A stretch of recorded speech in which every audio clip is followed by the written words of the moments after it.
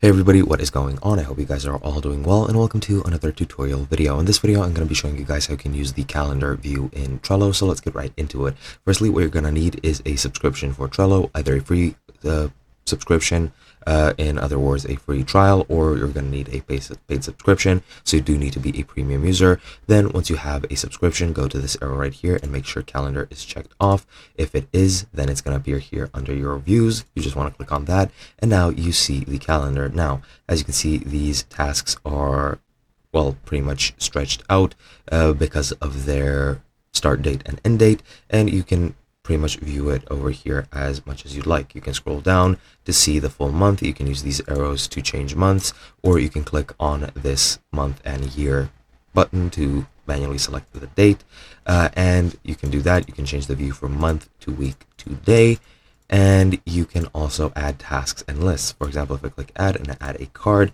I'll just name it test 2.